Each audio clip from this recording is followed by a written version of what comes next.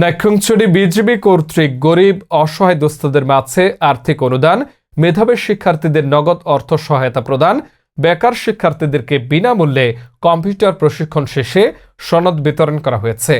মোহাম্মদ জয়নাল আবেদিন টুকুর পাঠানো ছবি ও তথ্যে ডেস্ক রিপোর্ট।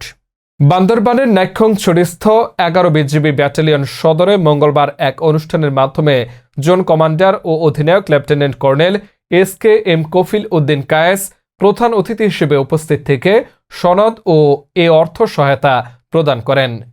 নাইক্ষ্যংছড়ি 11 বিজিবি জোনের আওতাধীন এলাকায় বসবাসরত অসচ্ছল মেধাবী শিক্ষার্থীদের শিক্ষা ও প্রবৃত্তির টাকা হস্তান্তর, গরিব অসহায় ও দুস্থ পাহাড়ি বাঙালি জনসাধারণের মাঝে এ অনুদান প্রদান, এর পাশাপাশি বিজিবি জোন পরিচালিত বিনামূল্যে অত্র এলাকার গরিব ও বেকার শিক্ষার্থীর অংশগ্রহণে 3 মাস ব্যাপী সমাপ্তকৃত কম্পিউটার প্রশিক্ষণ এর শিক্ষার্থীদের নিকট সনদপত্র বিতরণ করা হয়।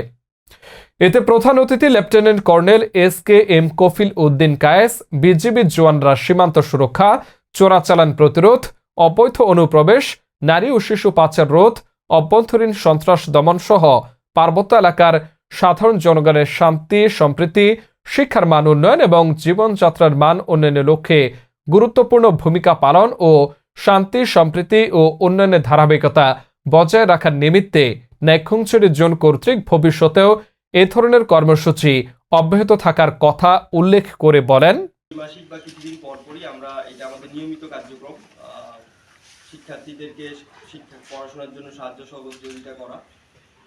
তারপর হচ্ছে যে কম্পিউটার শিক্ষার্থীদের জন্য আমরা কিছু এলাকার যারা শিক্ষার্থী আছে তাদেরকে কম্পিউটার শিক্ষার জন্য কিছুটা আমরা প্রণোদনা দিই।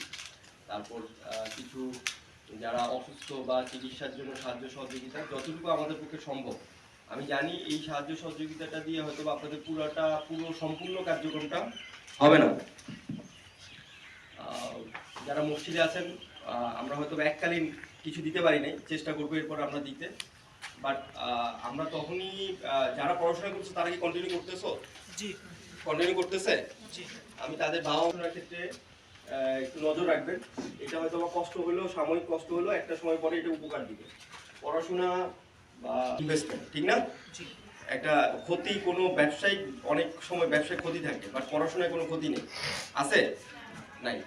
আর যারা কম্পিউটার, ওনারা মনে হয় কম্পিউটার, বেশিরভাগই কম্পিউটার প্রশিক্ষণার্থী, কিছু কি শিখতে পারছেন? যদি এটা কাজে লাগে বা এই প্রশিক্ষণ, তাহলে একটা সামাজিক উন্নয়ন হবে। সামাজিক উন্নয়নের সাথে সাথে আপনাদের ব্যক্তিগত উন্নয়নও হবে, ঠিক না? কিছু শেখা যাচ্ছে প্রশিক্ষণ প্রশিক্ষক তো আপনি, কি উন্নতি কি মনে হয় সামনের দিনগুলোতে আরো এটা কিভাবে বৃদ্ধি করা যায়?